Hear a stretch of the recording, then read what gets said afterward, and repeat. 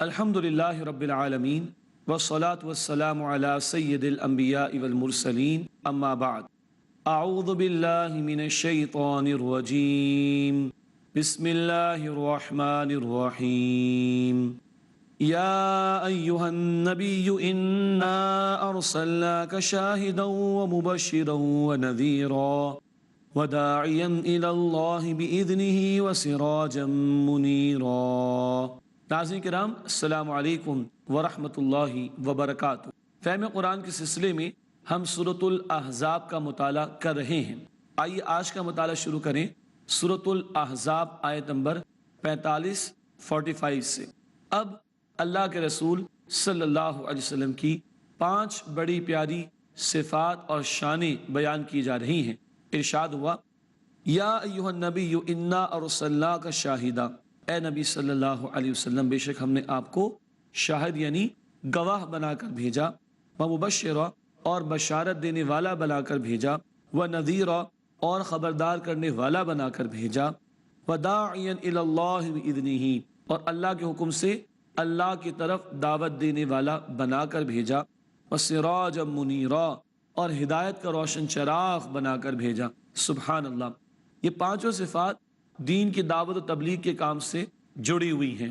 شہادت اللہ کے دین کی گواہی کا نام، بشارت کن کے لیے جو حق کو قبول کر لیں، انذار ڈراوا کن کے لیے جو حق کو رد کر دیں، اور اللہ کی طرف دعوت دینا بہت واضح بات، اور ہدایت اللہ کے رسول کے ذریعے جو ہمیں پہنچی، اب اس کو دوسروں تک پہنچانا ہم مسلمانوں کے کاندھوں پر ذمہ داری ہے۔ اللہ ہمیں ذمہ داری کو جو دین کی دعوت و تبلیغ کی ہے ادا کرنے کی توفیق عطا فرمائے۔ وبشر المؤمنین، اور اے نبی صلی اللہ علیہ وسلم ایمان والوں کو بشارت دے دیجئے، بأن لهم من اللہ فضلا کبیرا، کہ بے شک ان کے لیے اللہ کی طرف سے بڑا فضل ہے۔ ولا تطع الکافرین، اور کفار کی بات کو اہمیت نہ دیجئے، والمنافقین، اور نہ منافقین کی بات کو اہمیت دیجئے، ودع اذاہم وتوکل علی اللہ، اور ان کے ایذا یعنی تکلیف دینے کا خیال نہ کیجئے اور اللہ پر توکل کیجئے، ان کے مقابلے میں اللہ آپ کے لیے کافی ہے۔ وکفیٰ باللہ وکیلا، اور اللہ کافی ہے بطور کارساز کے۔ یا ایھا الذین آمنوا، اے وہ لوگوں جو ایمان لائے ہو۔ طلاق کے ضمن میں ایک مسئلہ یہاں پر بیان ہوا، اذا نکحتم المؤمنات ثم طلقتموہن، جب تم مومن عورتوں سے نکاح کرو پھر تم انہیں طلاق دے دو، من قبل ان تمسوہن، اس سے پہلے کہ تم نے انہیں چھوا ہو، یعنی تعلق قائم نہیں ہوا اور طلاق دے دی۔ فما لکم علیہن من عدہ، تو ان پر تمہارا کوئی حق نہیں کہ ان کی عدت پوری کراؤ، یعنی کہ ابھی تعلق قائم نہیں ہوا، طلاق ہو گئی، ایسی صورت میں طلاق کی کوئی عدت نہیں ہے۔ فما لکم علیہن من عدۃ تعتدونہا، تو ان کے بارے میں تم پر کوئی حق نہیں کہ ان کی عدت پوری کراؤ۔ ہاں، عدت تو نہیں ہے اس صورت میں، تاہم فرمایا فمتعوہن، انہیں کچھ مال دے دو، کچھ جوڑا، کوئی اس طرح کی چیزیں، وسرحوہن سراحا جمیلا، اور عمدگی کے ساتھ رخصت کرو۔ طلاق کے ضمن میں تفصیلات سورۃ البقرہ میں آئی تھیں، یہاں یہ بتایا گیا کہ رخصتی سے پہلے اگر طلاق دے دی تو اس صورت میں کوئی عدت نہیں ہوگی، مگر معاملے کو خوش اسلوبی سے پائے تکمیل کو پہنچانا چاہیے۔ اب اللہ کے نبی صلی اللہ علیہ وسلم کی شادیوں کے حوالے سے چند باتیں آ رہی ہیں، اور اس ضمن میں کچھ خصوصیات ہیں اللہ کے رسول کی، ان کا تذکرہ آئے گا۔ خصوصیات تو بہت ہیں، مثلا امت کے لیے تہجد کی نماز نفل، اللہ کے رسول کے لیے فرض، اللہ کا اختیار، اللہ کا فیصلہ۔ امت میں سے جو لوگ مستحقین ہوں صدقہ وصول کر سکتے ہیں، مگر نبی کریم صلی اللہ علیہ وسلم نے اپنے گھر والوں کے لیے صدقے کو روک دیا تھا۔ یہ آپ کی فیملی کے لیے اور آپ کے لیے ایک خصوصیت کا معاملہ ہے۔ فرمایا، یا ایھا النبی، اے نبی صلی اللہ علیہ وسلم، انا احللنا لک ازواجک اللاتی آتیت اجورہن، ہم نے آپ کے لیے حلال کی ہیں آپ کی وہ بیویاں جن کو آپ نے ان کا مہر ادا کر دیا، وما ملکت یمینک مما افاء اللہ علیک، اور آپ کی وہ کنیزیں ان میں سے جو اللہ سبحانہ و تعالیٰ نے آپ کے ہاتھ لگا دیں، مثلا بی بی ریحانہ، بی بی ماریہ اللہ کے رسول کی کنیزیں بن کر آئیں، اور ان سے اللہ کے رسول نے تعلق قائم کیا۔ وَبَنَاتِ عَمِّكَ وَبَنَاتِ عَمَّاتِكَ وَبَنَاتِ خَالِكَ وَبَنَاتِ خَالَاتِكَ، اور آپ کے چچا کی بیٹیاں اور آپ کی پھپھیوں کی بیٹیاں اور آپ کے ماموں کی بیٹیاں اور آپ کی خالاؤں کی بیٹیاں، اللہ ہاجرنا معک، وہ کہ جنہوں نے آپ کے ساتھ ہجرت کی، ان میں سے بھی کچھ خواتین سے آپ کا نکاح کا معاملہ ہوا۔ وَامْرَأَةً مُؤْمِنَةً إِن وَهَبَتْ نَفْسَهَا لِلنَّبِيِّ۔ اچھا، ایک بات اللہ تعالیٰ نے تعداد کے حوالے سے ابھی پابندی نہیں لگائی، نبی اکرم صلی اللہ علیہ وسلم نے کئی نکاح کیے۔ عام مسلمانوں کے لیے میکسیمم 4 کی گنجائش ہے بیک وقت سورۃ النساء کی آیت نمبر 3 کی روشنی میں، مگر اللہ کے رسول کے لیے اس طرح کی پابندی نہیں تھی۔ یہ آپ کی خصوصیات میں سے ایک خصوصیت ہے۔ ایک اور خصوصیت کا بیان، وَامْرَأَةً مُؤْمِنَةً إِن وَهَبَتْ نَفْسَهَا لِلنَّبِيِّ، اور وہ مومن عورت جو اپنے آپ کو نبی علیہ السلام کی نظر کر دے، ان اراد النبی ان یستنکحها، جبکہ نبی علیہ السلام بھی اس سے نکاح میں لینا چاہیں، خالصۃ لک من دون المؤمنین، یہ عام ایمان والوں کے علاوہ اے نبی آپ کے لیے خاص۔ کوئی خاتون آپ سے نکاح کی خواہش مند اور آپ بھی چاہتے ہوں تو مہر کی پابندی نہیں تھی رسول اللہ صلی اللہ علیہ وسلم پر، یہ بھی آپ کی خصوصیات میں سے خصوصیت۔ اللہ جو چاہے حکم دے، فرمایا قد علمنا ما فرضنا علیہم فی ازواجہم، یقیناً ہمیں معلوم ہے جو ہم نے ان کی بیویوں کے بارے میں اور وما ملکت ایمانہم، ان کی کنیزوں کے بارے میں ان پر فرض کیا۔ اللہ خوب جانتا ہے اس نے کیا حکم دیا اور کیا اختیار نبی کو دیا۔ لِكَيْ لَا يَكُونَ عَلَيْكَ حَرَجٌ، تاکہ آپ پر اے نبی کوئی تنگی نہ رہے۔ وَكَانَ اللَّهُ غَفُورًا رَحِيمًا، اور اللہ بہت بخشنے والا، مسلسل رحم فرمانے والا ہے۔ ایک اور خصوصیت کا بیان کہ مساوات رکھنا بیویوں کے درمیان اللہ کے رسول پر لازم نہیں تھا، گو کہ آپ صلی اللہ علیہ وسلم نے عام طور پر اپنی ازواج مطہرات کے درمیان برابری اور مساوات کا معاملہ ہی برقرار رکھا۔ ترجی من تشاء منہن وتؤوی الیک من تشاء، آپ جس کو چاہیں دور رکھیں ان میں سے اور جسے چاہیں اپنے پاس رکھیں۔ ومن ابتغیت ممن عزلت، اور جس کو آپ نے دور کر دیا پھر آپ طلب کر لیں، فلا جناح علیک، تو آپ پر کوئی حرج نہیں۔ نہ باری مقرر کرنا نہ مساوات کرنا لازم تھا، اللہ نے آپ کو اس پابندی سے آزاد رکھا، گو کہ آپ نے مساوات کا معاملہ برقرار رکھا، اور کبھی بی بی عائشہ کے پاس رہنا چاہتے یا کوئی اور معاملہ ہوتا تو ازواج مطہرات سے اجازت لے کر وہ خاتون یا ان زوجہ کے پاس آپ وقت گزارتے۔ ذالک ادنی ان تقر اعینہن ولا یحزن، یہ زیادہ اس بات کے قریب ہے کہ ان کی آنکھیں ٹھنڈی رہیں اور وہ غمزدہ نہ ہوں۔ وَيَرْضَيْنَ بِمَا آتَيْتَهُنَّ، اور وہ ازواج اس پر راضی رہیں جو آپ انہیں عطا کریں، کلہن، سب کی سب۔ وَيَرْضَيْنَ بِمَا آتَيْتَهُنَّ كُلُّهُنَّ، اور وہ سب بیویاں اس پر راضی رہیں، سب کے سب، جو آپ انہیں فراہم کریں اور عطا کریں۔ وَاللَّهُ يَعْلَمُ مَا فِي قُلُوبِكُمْ، اور اے لوگو تمہارے دلوں میں جو کچھ ہے اللہ اسے جانتا ہے۔ وَكَانَ اللَّهُ عَلِيمًا حَلِيمًا، اور اللہ تعالیٰ خوب علم رکھنے والا اور حلم والا، تحمل والا ہے۔ اللہ کے رسول نے کئی نکاح کیے، 8 بیوائیں تھیں ان میں، اور پہلا نکاح بی بی خدیجہ سے کیا 25 سال کی عمر میں، آپ 25 سال کے جوان، اور بی بی خدیجہ 40 برس کی، 2 مرتبہ بیوہ ہو چکی تھیں، اور جب تک وہ حیات رہی کوئی نکاح نہیں کیا۔ اس کے بعد جو نکاح کیے اکثر عورتیں بیوہ خواتین، ایک کنواری ہیں بی بی عائشہ جن سے آپ کا نکاح ہوا، اور یہ معجزہ ہے، مختلف خاندانوں، قبیلوں، عمروں، مزاجوں کی خواتین آپ کے ساتھ رہیں اور آپ نے سب کو ساتھ لے کر زندگی بسر کی۔ یہ خود ایک معجزہ ہے رسول اکرم صلی اللہ علیہ وسلم کی حیات طیبہ کا۔ پھر ان امت کی ماؤں کے ذریعے کتنا بڑا پیغام دین کا امت تک منتقل ہوا۔ 2000 سے زیادہ احادیث بی بی عائشہ رضی اللہ تعالی عنہا نے امت کو منتقل کی، 300 سے زیادہ احادیث ام سلمہ رضی اللہ تعالی عنہا نے امت کو منتقل کی۔ یہ ہے اس گھرانے کے ذریعے جو امت تک اللہ کے رسول کی تعلیمات پہنچی، اور آپ کی گھریلو زندگی بھی، پرائیویٹ لائف بھی امت تک پہنچ گئی، تاکہ امت کو ایک ایک معمولی مسئلے میں پوری رہنمائی آپ کی اسوہ حسنہ سے مل جائے۔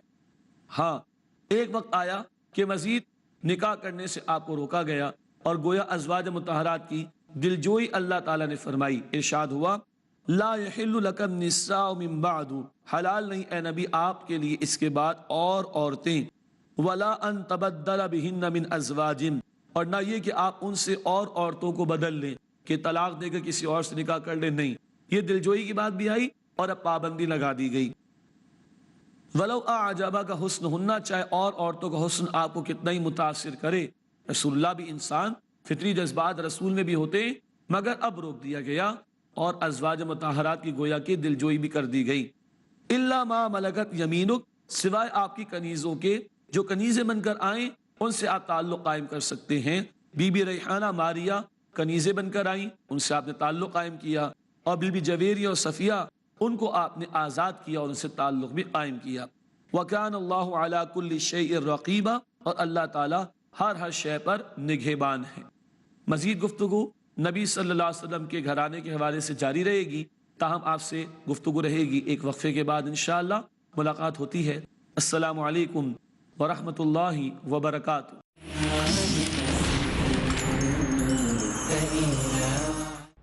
جنات کے شر سے، بری نظر سے، جن کے نام پر، آسیب کے نام پر، جادو کے نام پر، جادو ٹونا اور بدافعال سے، بہت ساری مصیبتیں تکلیفیں ہماری اور آپ کی زندگی میں ہیں۔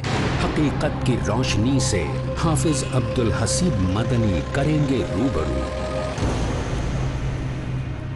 تو کیا ایسا نہیں ہو سکتا کہ کتاب و سنت کی تعلیمات کی روشنی ہی میں یہ جو جنوں کی دنیا ہے اس کو سمجھیں، یہ جو جادو ہے اس کی حقیقت کیا ہے اس کو سمجھیں، اور یہ جو نظر بد کا معاملہ ہے اس کو سمجھیں۔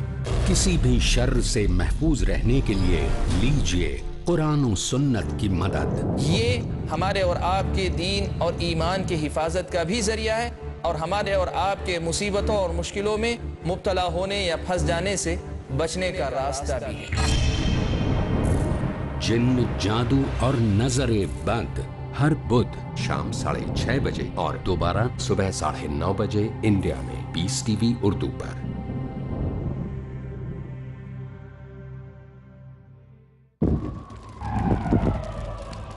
Dialogue, discussion, debate, rebuttal, conclusion.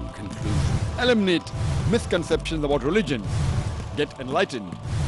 Witness Dr. Zakir Naik in a battle of words in Crossfire. کل رات 8:30 بجے اور دوبارہ صبح 8:30 بجے انڈیا میں پیس ٹی وی اردو پر۔ Students of Islamic International School showcase on eve of the IIS Annual Day event. Welcome you to this grand finale of the Islamic International School. Assalamu alaikum wa rahmatullahi wa barakatuh. Performances par excellence, recitations soul Man stirring. means momentary pleasure when I am with him and goes astray. They are the enemy, so beware of them.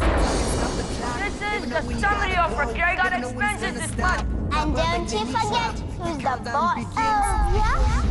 Watch these cool kids impress and uplift your hearts, your minds and your iman. With Allah's help, this will be a memorable event. Quiz Kids. اگلا programme پیس TV وی اردو پر۔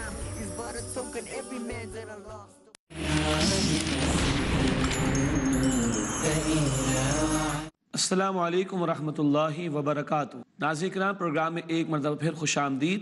سورۃ الاحزاب کا مطالعہ کر رہے ہیں۔ نبی اکرم صلی اللہ علیہ وسلم کی ازواج مطہرات اور آپ صلی اللہ علیہ وسلم کے نکاحوں کے حوالے سے کافی گفتگو آئی۔ آئیے مطالعہ آگے بڑھائیں۔ سورۃ الاحزاب آیت نمبر 53 سے ارشاد ہوا، یا ایھا الذین آمنو، اے ایمان والو۔ اب یہ موقع ہے، بی بی زینب سے جب آپ کا نکاح ہوا تو ولیمہ ہوا۔ کتنا شاندار ولیمہ تھا۔ ایک حجرے میں ولیمہ ہوا، بکری ذبح کر کے گوشت بنایا گیا، اور بی بی زینب کونے میں منہ کیے بیٹھی ہیں اور لوگ وہاں بیٹھ کے کھانا کھا رہے ہیں۔ کچھ تاخیر کر دی، لوگوں نے بیٹھے رہے تو اللہ تعالیٰ نے ٹوکا اور تنبیہ فرمائی اس پر۔ ارشاد ہوا، یا ایھا الذین آمنو، اے ایمان والو، لا تدخلوا بیوت النبی الا ان یؤذن لکم، نبی علیہ السلام کے گھروں میں داخل نہ ہو جب تک کہ تمہیں اجازت نہ دے دی جائے۔ اجازت لینے کا معاملہ سورۃ النور میں بھی ہمارے سامنے آ چکا، آیت نمبر 27 میں۔ پردے کے احکامات، شرم و حیا کی حفاظت، اس میں اجازت کا معاملہ بھی بڑا قیمتی ہے کسی گھر میں داخل ہونے کے موقع پر۔ الا ان یؤذن لکم الی طعام، جب تک کہ تمہیں اجازت نہ دے دی جائے کھانے کے لیے۔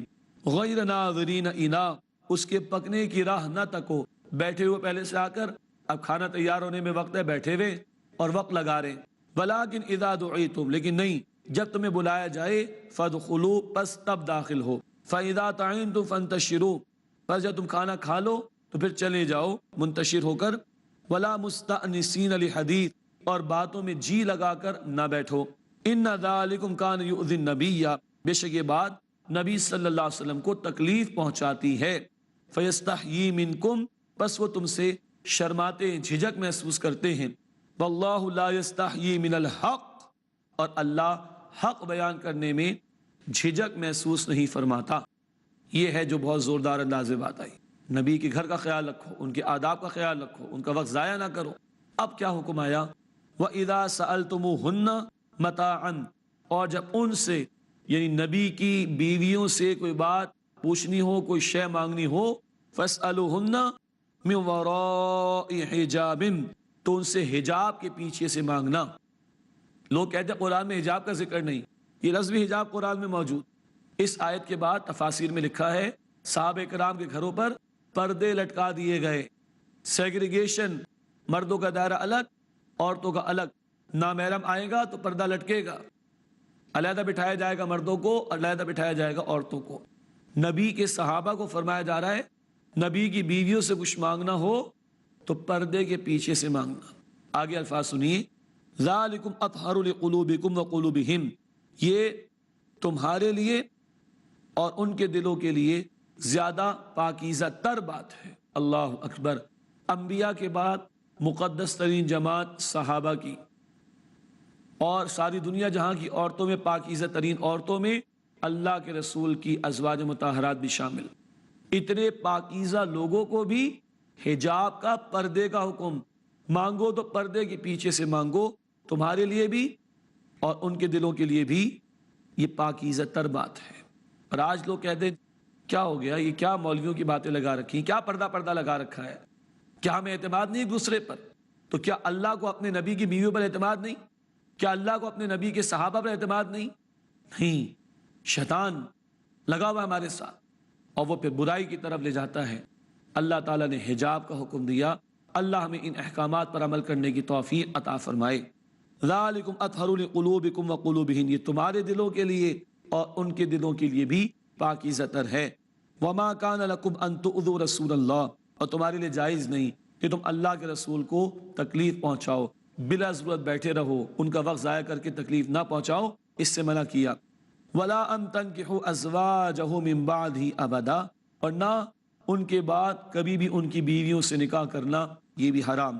ان ذالکم کان عند اللہ عظیما، بے شک تمہاری یہ بات اللہ کے نزدیک بہت بڑا بھاری گناہ ہے۔ ان تبدوا شیئا او تخفوہ، اگر تم کوئی بات ظاہر کر کے کہو یا چھپا کر، فإن اللہ کان بکل شیء علیما، تو بے شک اللہ ہر شے کا علم رکھنے والا ہے۔